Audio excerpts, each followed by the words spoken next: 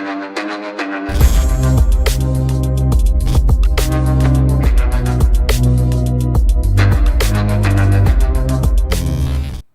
वालेकुम गाइस, मेरा नाम है रहमान अनवर और मेरा नाम है मोहम्मद सुहेल। और आज हम जिस वीडियो पर करने जा रहे हैं, इस वीडियो का टाइटल है Sri Lanka demand compensation from Pakistan over Sialkot launching. तो ये भाई आज से कुछ दिन पहले वाकया सियालकोट में पेश आया था और भाई ज़मीन हिला देने वाला वाकया था। आप दुनिया हिला देने वाला था भाई, जमीन क्या यार दुनिया है वो, बस भाई। और इसके बाद जो वाकया हो चुका है ना भाई, चलो वो एक जहालियत थी, मैं ये समझता हूँ। लेकिन उसके बाद जो वाकया हुआ है भाई, जो रावत साहब का, तो वो भी काफ़ी भाई इंडिया में सैड न्यूज़ थी, बहुत ही भाई सैड न्यूज़ थी। तो चलो वीडियो देखते हैं, और अगर वीडियो पसंद आए तो लाइक सब्सक्राइब ज़रूर कीजिएगा और कमेंट में अपनी राय का इज़हार ज़रूर कीजिएगा। तो चलो वीडियो करते हैं शुरू। नमस्कार and I welcome you all to World Affairs। मैं हूं प्रशांत धवन। नाउ रिसेंटली श्रीलंका की सरकार ने ऑफिशियली कंपनसेशन डिमांड करनी स्टार्ट कर दी है पाकिस्तान से सियालकोट लिंचिंग केस को लेकर। यहाँ पे ऑफ कोर्स आप सबको याद होगा मैं बात कर रहा हूँ 3 दिसंबर में हुए सियालकोट लिंचिंग केस के बारे में। इस पर मैंने एक वीडियो भी बनाई थी जहाँ पे मैंने आपको बताया था कि एक श्रीलंकन नागरिक थे, ये पाकिस्तान के सियालकोट में गए काम करने के लिए, कई सालों तक काम किया पाकिस्तान में। अचानक से एक दिन इन पे आरोप लगा कि इन्होंने कोई पोस्टर फाड़ा है इस्लामिक टीचिंग से रिलेटेड, और उसके बाद इन पे अटैक किया गया। कई लोगों ने मार मार के इनकी 99% बोन्स तोड़ दी। फिर बताया ये जाता है कि इनको जला दिया गया। पाकिस्तान में इस बात को लेकर डिबेट होता है कि इनको पहले जलाया गया था मारने के, या फिर मारने के बाद जलाया गया था, बट ईदर वे बहुत ज़्यादा हॉरेबल डेथ हुई थी प्रियंका साहब की। अब इस इवेंट के बाद से हमने ये देखा है कि पाकिस्तान और श्रीलंका के जो रिलेशंस हैं इनमें कुछ चेंजेस हमको देखने को मिल रहा है, और ये बहुत ही सिग्निफिकेंट है रीजन के लिए। पहला चेंज तो हमको ये देखने को मिला कि अब पहली बार श्रीलंका में एक कंसर्न ये हो गई है कि पाकिस्तानी इस पर अटैक ना हो जाए, क्योंकि श्रीलंका में भी नेशनलिस्ट हैं। वो लोग इस पूरे इंसिडेंट को देखकर बहुत ज्यादा गुस्सा हैं। जो इमेजेस निकल के आई हैं श्रीलंका से, जिस तरीके से प्रियंका साहब की फैमिली यहाँ पर रो रही थी, ये इमेजेस जब सर्कुलेट हुई है श्रीलंका में, पाकिस्तान की जो वीडियोस हैं वो सर्कुलेट हुई हैं, उससे काफी हद तक गुस्सा बन गया है पाकिस्तानी इसके लिए इन श्रीलंका। इस वजह से श्रीलंका ने यह भी डिसाइड किया है कि जो भी पाकिस्तानी प्लेयर श्रीलंका में आएंगे खेलने के लिए लंका प्रीमियर लीग, उनको एडिशनल सिक्योरिटी दी जाएगी। और अगर कल को कोई पाकिस्तानी फैंस भी आते हैं क्रिकेट देखने के लिए तो उनकी भी सिक्योरिटी अरेंजमेंट अलग से करी जाएगी, क्योंकि अगर वापस इन पे अटैक हो गया तो दोनों कंट्रीज के रिलेशंस आप देखोगे विद इन डेज बिल्कुल खराब हो सकते हैं ना। एक तरफ श्रीलंका की सरकार अपनी तरफ से जो भी इंपॉर्टेंट स्टेप्स है ले रही है, मगर श्रीलंका की सरकार में जो इनके इंपॉर्टेंट एडवाइजर्स हैं, जो इनके मिनिस्टर्स हैं, उनकी जो थिंकिंग है पाकिस्तान को लेकर उसमें बहुत बड़ा चेंज आया है। ऑब्वियसली जब पूरी जनता में चेंज आएगा, वो देखेंगे पाकिस्तान को एक नए पर्सपेक्टिव से कि ये लोग ये भी कर सकते हैं, तो उसका इम्पैक्ट मिनिस्टर्स और उनके जो ब्यूरोक्रेट्स हैं उन पर भी होगा। अब रिसेंटली आप अगर देखो तो जो श्रीलंकन गवर्नमेंट के एडवाइजर हैं, इन्होंने लिंक कर दिया पाकिस्तान की लिंचिंग को to the rise of Taliban. ये स्टेटमेंट दी है श्रीलंका में सरकारी थिंक टैंक एडवाइजर ने, जो सीधा एडवाइस करते हैं काफी बार श्रीलंका के प्रेसिडेंट गोटाबाया राजापक्सा को। इन्होंने ये कहा है कि जो लिंचिंग और बर्निंग हुई है श्रीलंकन नेशनल की इन पाकिस्तान, इससे पता लगता है कि वहाबिज्म बहुत हद तक फैल चुका है रीजन में, और इस आइडियोलॉजी को कंटेन करना होगा, आइसोलेट करना होगा, एलिमिनेट करना होगा, इससे पहले कि ये और ज्यादा डैमेज करे ना। अभी तक ये सब स्टेटमेंट्स आई थी। बीच में श्रीलंका के मिनिस्टर ने यह भी कहा कि हम कोशिश करेंगे कि जो ये सियालकोट की लिंचिंग का केस है, इससे दोनों कंट्रीज के बायलैटरल रिलेशंस पे ज़रा इम्पैक्ट ना हो। फिर अचानक से क्या होता है कि पाकिस्तान के जो रक्षा मंत्री हैं परवेज खाटक, ये कहते हैं कि जो लिंचिंग हुई है श्रीलंकन की इन पाकिस्तान, ये कहीं भी हो सकता है। लड़के काफी बार पैशन में ऐसी चीजें कर देते हैं। इन्होंने यहाँ पर यह भी कहा कि मैं भी एक्साइटेड हो सकता हूँ रिलीजन के नाम पर, मगर हमको यहाँ पे सरकार को ब्लेम नहीं करना चाहिए। ये जो एंग्री यंगस्टर्स से थोड़ा सा बह गए थे, जो रिलीजियस इमोशंस हैं ये लोग कंट्रोल नहीं कर पाए, तो जाके फ्री लिंचिंग हो गई। तो इन्होंने एक्चुअली डिफेंड करने की कोशिश करी है लिंचिंग। उसके बाद से हमने ये देखा है कि श्रीलंका की जो सरकार के मिनिस्टर्स हैं अब अग्रेसिवली बात कर रहे हैं पाकिस्तान के अगेंस्ट। अब जैसे ही पाकिस्तान के डिफेंस मिनिस्टर की स्टेटमेंट आई, उसके बाद पाकिस्तान के मिनिस्टर ने कैटेगोरिकली यहां पर यह कहा कि पाकिस्तान के डिफेंस मिनिस्टर को माफी मांगनी होगी अपनी स्टेटमेंट को लेकर। और उसके बाद पाकिस्तान के डिफेंस मिनिस्टर ने यू टर्न तो लिया है, मुझे पता नहीं कैटेगोरिकली माफी मांगी या नहीं माफी मांगी, मगर यह कहा कि मैं कुछ और कह रहा था, मेरे कहने का मतलब कुछ और था। मगर अब श्रीलंका की सरकार सीधा सीधा डायरेक्टली बात कर रही है पाकिस्तान से इस इंसिडेंट को लेकर। पहले इतना डायरेक्टली ये बात कर नहीं रहे थे। श्रीलंका की सरकार ने अब रिसेंटली ये कहा है कि हमको चाहिए कंपनसेशन इस फैमिली के लिए जिनका अर्निंग मेंबर पाकिस्तान में लिंच करके मारा गया है। श्रीलंका की सरकार ने अभी के लिए जो पीड़ित फैमिली है इनको $12,500 दिए हैं कंपनसेशन के नाम पर। इंडियन रुपीस में ये हो गए रफली आप मान के चल लीजिए 10 लाख इंडियन रुपए। मगर ऑब्वियसली इस पूरी फैमिली की अभी वेलबींग का सवाल है, ये आगे आकर क्या कमाएंगे, क्योंकि इनका मेन जो यहाँ पर अर्निंग मेंबर है उसको ब्रूटली मार दिया गया है पाकिस्तान में।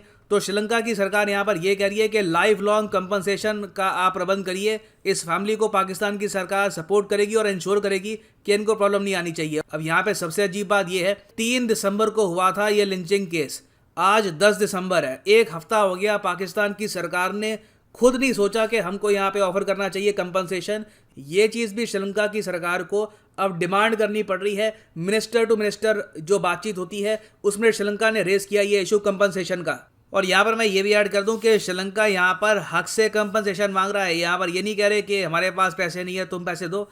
बेसिकली एक इंटरनेशनल लॉ है और इस लॉ को काफी बार office of the United Nations High Commissioner for Human Rights भी देखता है, जिसके अंडर जो नॉन सिटीजन्स हैं उनके भी राइट्स की बात की जाती है। अब जो श्रीलंका नेशनल थे ये पाकिस्तान में थे, पाकिस्तान में he was a non national. उसके अलावा सिंस ये मुस्लिम भी नहीं थे तो पाकिस्तान के कॉन्स्टिट्यूशन के हिसाब से इनको बहुत सारे राइट्स मिलते नहीं है। मगर तब भी यूनाइटेड नेशंस का एक कन्वेंशन है, कन्वेंशन का नाम है international convention on the protection of the rights of all migrant workers and members of their family. उसके अंडर ये बात साफ साफ लिखी हुई है कि अगर यहाँ पे इनके जो बेसिक राइट है, यहाँ पे तो खैर राइट ऑफ लाइफ की वायलेशन हो गई है, अगर इनके राइट्स को वायलेट किया जाता है तो रेमेडी प्रोवाइड की जाएगी, कंपनसेशन प्रोवाइड की जाएगी। ना यहाँ पर मैं ये ऐड कर दूं, श्रीलंका तो इस कन्वेंशन का सिग्नेटरी है, मगर पाकिस्तान ने, यहाँ पे अगर मैं टाइप करूँ पाकिस्तान, तो पाकिस्तान का नाम आपको यहाँ पर मिलेगा नहीं। तो पाकिस्तान ने ये कन्वेंशन साइन नहीं करी। मगर मान लीजिए अगर पाकिस्तान मना करता है कंपनसेशन देने के लिए तो श्रीलंका यूएन भी जा सकता है इस कन्वेंशन के अंडर,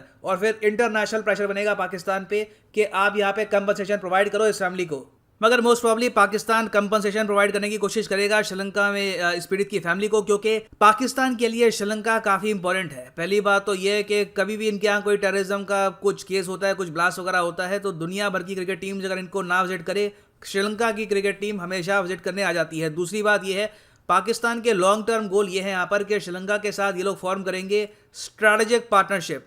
पाकिस्तान की साउथ एशिया में किसी भी देश के साथ एक स्ट्रैटेजिक पार्टनरशिप नहीं है। श्रीलंका एक्चुअली पहला देश हो सकता है जिसके साथ ये एक स्ट्रैटेजिक पार्टनरशिप साइन करेंगे। और रिसेंटली आप अगर देखें तो पाकिस्तान ने यह भी ऑफर किया श्रीलंका को कि ये लोग सीपैक के पार्ट बन जाए, चाइना पाकिस्तान इकोनॉमिक कॉरिडोर के अंडर ये लोग ग्वादर पोर्ट को यूज करना स्टार्ट कर दे। और सबसे इंटरेस्टिंग बात यहाँ पर यह भी है कि पाकिस्तान और श्रीलंका के रिलेशंस को प्रमोट करने में एक बहुत ही बड़ा रोल है चाइना का। चाइना के जो सरकारी स्कॉलर्स हैं जो इनके थिंक टैंक्स में काम करते हैं, इन्होंने अब रिसेंटली ये भी बोलना स्टार्ट कर दिया है कि देखिए जो रिसेंटली हुआ है इसका इम्पैक्ट पाकिस्तान और श्रीलंका के जो म्यूचुअल रिलेशंस हैं, जो बायलैटरल रिलेशंस हैं, उन पर नहीं होने चाहिए, क्योंकि पाकिस्तान और श्रीलंका के हिस्टोरिक और स्टेबल रिलेशंस रहे हैं। मुझे पता नहीं कौन से रिलेशंस की बात कर रहे हैं, कुछ ज़्यादा खास हुआ नहीं है हिस्टोरिकली पाकिस्तान और श्रीलंका के बीच में। बट अब देखना यहाँ पर यह होगा कि पाकिस्तान की सरकार कितनी जल्दी कंपनसेशन प्रोवाइड करती है श्रीलंकन फैमिली को, और क्या इन द फ्यूचर श्रीलंका में कुछ अटैक्स होते हैं पाकिस्तानीज पर या पाकिस्तानी प्लेयर्स पर, क्योंकि अगर ऐसा होता है तो दोनों कंट्रीज के रिलेशंस काफ़ी ज़्यादा कॉम्प्लिकेट हो सकते हैं। तो गाइस, जैसा कि आप वीडियो देख रहे थे तो वीडियो भाई काफ़ी इंटरेस्टिंग थी मुझे। तो भाई इस बात पे अगर हम फोकस करें तो ये भाई एक काफ़ी बड़ी बात है, ठीक है ना। तो इस पॉइंट से आपके भाई माइंड में क्या आता है कि श्रीलंका में जो मुस्लिम हैं, पाकिस्तान के भी हैं, नेशनल की बात से की जाए मद्देनज़र रख कर, और इससे हटकर पाकिस्तानी प्लेयर को देखा जाए, वहाँ पे जो मैच होने हैं उनको देखा जाए, तो ये काफ़ी बात आगे जा सकती है। पहली बात तो भाई इस वाक़े पर अफसोस भी होता है और फिर हंसी भी आती है इन पाकिस्तानियों पर। भाई अब ये लीग खेलने जा रहे हैं और किस मुंह से खेलने जा रहे हैं। भाई एक तो खुद इंसान को शर्म आती है कि भाई हमने इनके नागरिक के साथ किया क्या है। ऐसे ही है ना भाई वाक़या। भाई ये कुछ भाई यंग नौजवान थे, मतलब कि ये जो वाक़या हुआ है ना, इससे कोई पाकिस्तानी ऐसा नहीं जिसने ये बोला कि इनको फांसी ना दो। भाई सबके मुंह में यही आता है कि इनको फांसी दो। भाई ये जालिम है, इधर इस्लामी जमहूरिया पाकिस्तान में ये क्या कर रहे हैं, कौन सा ये कानून फॉलो कर रहे हैं। भाई ये भी नहीं कन्फर्म कि उसने पाड़े जो मतलब उस पर इल्ज़ाम लगा है वो सही है या अभी तक कन्फर्म नहीं है। लेकिन जब ये वाक़या हुआ ना तो वो सेल्फियाँ लेने लग पड़े और मतलब कि ऐसे ही कि हमें पब्लिक यही बोले कि आपने अच्छा काम किया है, आपने ठीक किया है, इसके साथ ऐसे ही होना चाहिए। लेकिन नहीं, ऐसा नहीं हुआ। उन्होंने टीएलपी का भी इस्तेमाल किया, लेकिन जब टीएलपी से मतलब कि इंक्वायरी उनसे की गई, लेकिन उन्होंने कहा भाई हमारा इससे कोई संबंध नहीं है, हमने इनको नहीं बोला कि आप ऐसा जुल्म इसके साथ बेचारे के साथ करें। उससे भी जान छूटी। फिर वो आगे बात पर भाई हमने इसने ऐसा किया, लेकिन उनकी कोई बात नहीं मानी गई और इसको भाई पूरी सज़ा मिलेगी। इस मामले पर बहुत ही मतलब कि कड़ी से कड़ी तजवीज़ की जा रही है और उनको इंशाल्लाह फांसी दी जाएगी। हम भी इस हक में है कि उनको सज़ा इतनी दी जाए कि वो याद रखे, जैसा कि आप समझ रहे हैं कि एक इंसान के साथ ऐसा जुल्म करना कहाँ पर किस भाई मज़हब में लिखा हुआ है, ऐसे ही है ना। तो भाई ये है कि एक और बात मेरे माइंड में आती है कि जो उस पर इल्ज़ाम लगाया गया ना था तो वो भाई गलत था एक हद तक। अगर हम चलो एक बात है कि हम मान लेते हैं कि उन्होंने ये काम किया एक हद तक। वैसे मैं मिसाल अब दे रहा हूँ, पता है क्या बात, वो भाई श्रीलंकन था तो उनकी भाई जो लैंग्वेज है वो भाई और है, उनकी जो राइटिंग करते हैं वो भाई और है। उनको अब क्या पता कि ये क्या है। अगर हम उर्दू जानते हैं तो हमें पता है ये उर्दू में ये कुछ लिखा है। अगर हम इंडिया के लिहाज से बात करें, वहाँ पे अगर हिंदी लिखी हुई है, हमें नहीं पता कि यार ये हिंदी में क्या लिखा हुआ है, क्योंकि अब उर्दू हम बोलते सेम है लेकिन लिखने में फ़र्क है। बिल्कुल ऐसे ही भाई। तो हम वहाँ पे यहाँ पे अगर हम गलती करते हैं पाकिस्तान में, श्रीलंकन या इंडियन या कोई भी ऐसी गलती अगर हो जाती है ना, उसको भाई एक बात करनी चाहिए कि भाई ये ऐसे ऐसे लिखा हुआ है और बिल्कुल ऐसे ये करना गलत है। तो चलो इस्लामिक वर्ड थे तो भाई लिखे हुए हैं तो आपको ऐसे करना नहीं था। चलो भाई उसको समझा देते कि वो भी भाई समझ जाता तो उनके लिए भी एक अच्छा मैसेज हो जाता। वो समझते कि क्योंकि वो समझ सकते थे कि ये भाई करना गलत है।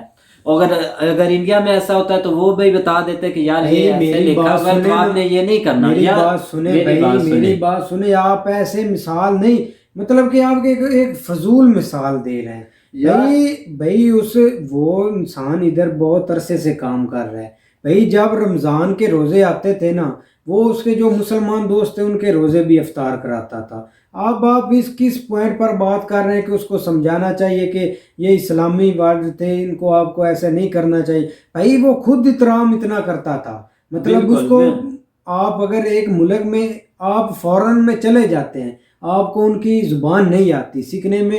एक आप मिसाल के तौर पर सऊदी अरब चले जाते हैं, इधर पाकिस्तान जाते हैं ना, उनको ज़ुबान वो यही बोलते हैं कि हम उधर जाकर ज़ुबान भाई कैसे सीखेंगे। लेकिन जब 2 साल 3 साल बाद उनको भाई देखा जाता है तो वो फटाफट अरबी बोलते हैं। तो ऐसे ही है ना। तो भाई वो इतने अरसे से इधर था, उसको ये सब पता था, ऐसा कानून है, ऐसा इधर निज़ाम है, सब उसको पता था। लेकिन ये कुछ अंदरूनी मामला था। वो इतने भाई एक ईमानदार था मतलब कि, और इनका आपस में कुछ बहुत अरसे से झगड़ा हो रहा था कि हमें ऐसी आप तनख्वाह हमारी बताएं या ऐसे, मतलब कि एक अंदरूनी मामला था। लेकिन उन्होंने कुछ रीज़न बताकर उनको भाई ऐसा इल्ज़ाम लगाया संगीन के हम अगर इसको ऐसे मारेंगे ना तो हमारे तो भाई हमें तो सज़ा मिलेगी।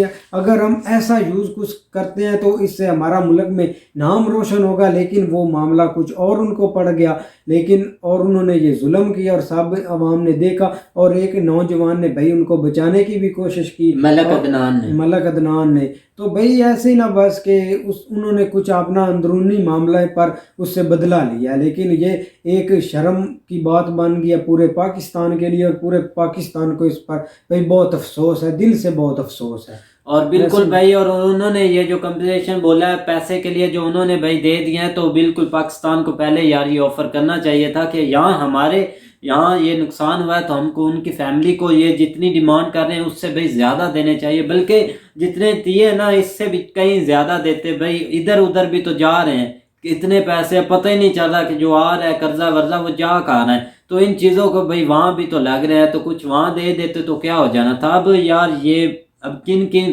पॉइंट से देखा जाए वहाँ से ही हम हार मान रहे हैं। चलो अब देखते हैं नेक्स्ट क्या होता है। और उम्मीद करता हूँ कि गाइज आपको वीडियो पसंद आएगी। अगर पसंद आए तो लाइक सब्सक्राइब जरूर कीजिएगा और कमेंट में अपनी राय का इज़हार जरूर कीजिएगा। अल्लाह हाफिज़।